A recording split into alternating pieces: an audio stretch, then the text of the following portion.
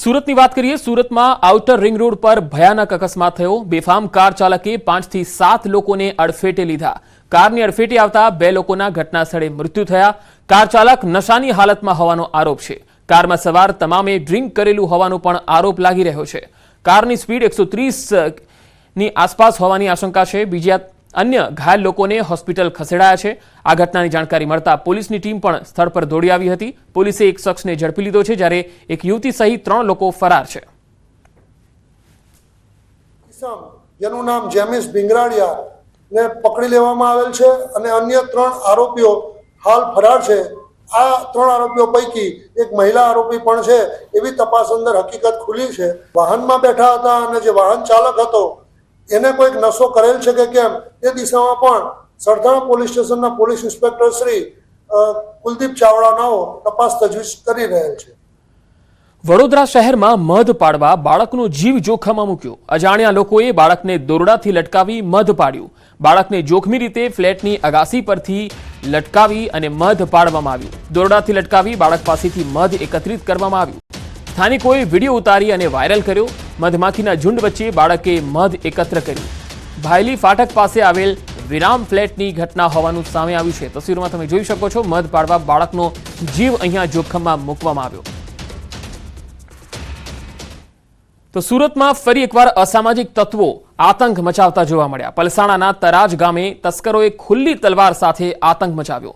તસ્કરોએ એનઆરઆઈના ઘરને નિશાન બનાવતા પાડોશી જાગી ગયા। ગ્રામજનો પકડવા જતા તસ્કરો તલવાર લઈને સામે થયા। ખુલ્લી તલવાર સાથે ત્રાટકેલા તસ્કરો સીસીટીવીમાં પણ કેદ થયા। તલવાર ગેંગના આતંકથી લોકોમાં ભય ફેલાઈ ગયો છે। સમગ્ર મામલે પલસાણા પોલીસ હાલ તપાસ કરી રહી છે। વડોદરામાં ચોર ટોળકી ફરી સક્રિય થઈ છે। ડિસેમ્બરમાં ચોરી કરી ફરી એ જ મકાનમાં ચોરીનો પ્રયાસ થયો। ફરી એકવાર હાથ અજમાવવા આવેલી ચોર ટોળકી સીસીટીવીમાં કેદ થઈ। 17 લાખની ચોરી પછી અકોટામાં ફરી એકવાર ચોરીનો પ્રયાસ કરતા ફફડાટ વ્યાપી ગયો। સિનિયર સિટીઝન દ્વારા પોલીસ કમિશનરને રજૂઆત કરવામાં આવી। સુરતના કતાર ગામમાં ચોંકાવનારી ઘટના બની। એમ્બ્રોઇડરી મશીનમાં કારીગર ફસાઈ ગયો। युवक चालू मशीने उभो थवा जता फसाई गयो हतो।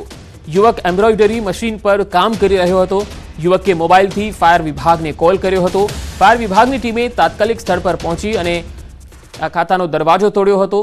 जे बाद एम्ब्रोइडरी प्लेट ने ऊंची करी अने युवकने बहार काढवामां આવ્યો। बेभान थयेल युवकने तात्कालिक सारवार माटे होस्पिटल खसेडायो हतो। तो एम्ब्रोइडरी मशीन में आ कारीगर फसायो हतो। तस्वीरों पण आवी रही है। युवक चालू मशीने उभो थवा जता फसायो हतो। जो कि तात्कालिक फायर ब्रिगेड ने कॉल करवामां આવ્યો, जेथी आ युवकने बचावी लेवामां આવ્યો હતો।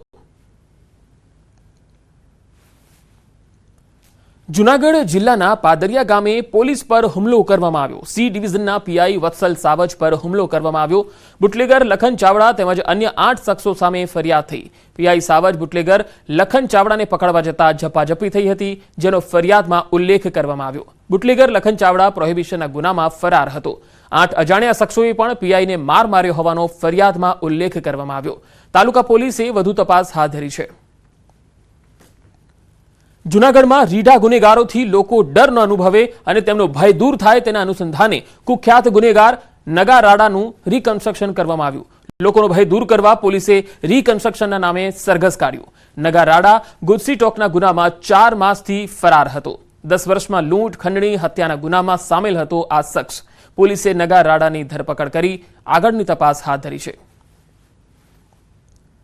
રાજકોટમાં વિછિયા પોલીસ પર પથ્થરમારાના મામલે કોળી સમાજના 84 લોકો સામે ફરિયાદ થઈ હતી। જે મામલે હવે કોળી સમાજના આગેવાનોએ કોળી સમાજના કેસ પર પાછા ખેંચવા માંગણી કરી છે। આ તમામ લોકો જામીન પર છે, પરંતુ તેમના પર કેસ ચાલી રહ્યા છે, જે પાછા ખેંચવા સોશિયલ મીડિયા પર પોસ્ટ કરી અને માંગણી કરાઈ। સરકાર દ્વારા આંદોલન સમયે પાટીદારો પર लागेला કેસ પરત ખેંચાયા છે, જેથી હવે કોળી સમાજ પણ તેમના પર लागेला કેસ પરત ખેંચવાની માંગ કરી રહ્યો છે। જેવી રીતે પાટીદાર સમાજના યુવાનોને નિર્દોષ છુટકારો આપવામાં આવ્યો, એવો જ એક કોળી સમાજના આગેવાન એક યુવાન તરીકે આ સરકારની અંદર અમે એક માંગ કરી રહ્યા છીએ કે આ 85 યુવાનોનો આગામી દિવસોની અંદર નિર્દોષ છે। યુવાનોને જે પકડવામાં આવ્યા છે એમાં ક્યાંક યુવાનો ખરીદી કરવા માટે આવ્યા હતા, કોઈક દવાખાને છે એ આવ્યા હતા, કોઈક છે એ મજૂરી કરવા માટે છે એ આવ્યા હતા, કોઈક સામાજિક પ્રસંગ માટે બીજા ગામથી આ બાજુ જે આવતા હતા એમાં પોલીસે ખોટી રીતે આ યુવાનો ઉપર 307 જેવી જે ગંભીર કલમ લગાડવામાં આવી છે.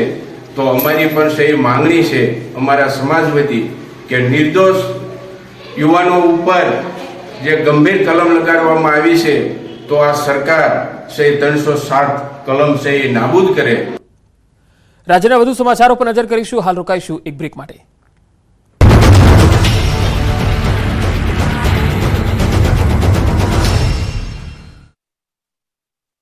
મોથોટ ફાઇનાન્સ પ્રસ્તુત કરે છે ગોલ્ડ લોન મેળો. ગોલ્ડ લોન લીધા પછી અને કસ્ટમર રેફર કર્યા પછી મેળવો સોનેરી મોકો, લાખોના ગિફ્ટ વાઉચર જીતવાનો, સાથે સાથે જીતો તમે 24 કેરેટ સાચું સોનું. ગોલ્ડ લોન લેવા માટે આજે જ મોથોટ ફાઇનાન્સની બ્રાન્ચમાં જાઓ અથવા કોલ કરો 1-800-313-1212. સુરતમાં ગટરમાં બાળક ખાબકતા મોત થતા ભારે ચકચાર મચી, પરંતુ આ ઘટના બાદ પણ રાજકોટ અને વડોદરા જેવા શહેરમાં ખુલ્લી ગટરો મોત બનીને ઊભી છે. સુરતની ઘટના બાદ ન્યૂઝ 18 ગુજરાતી વડોદરા અને રાજકોટમાં રિયાલિટી ચેક કરવા ગયું. વડોદરાના શહેરના સયાજીગંજ વિસ્તારમાં MS યુનિવર્સિટી પાસે ખુલ્લી ગટર દેખાય. આ ખુલ્લી ગટરની બિલકુલ બાજુમાં શ્રમિકો વસવાટ કરે છે. શ્રમિકોને બાળકો પણ અહીં રમતા હોય તેવા દ્રશ્યો જોવા મળ્યા. આ જ રસ્તા પર વિદ્યાર્થીઓની રાહદારીઓની અવરજવર રહે છે, ત્યારે આ ગટર આમ જ ખુલ્લી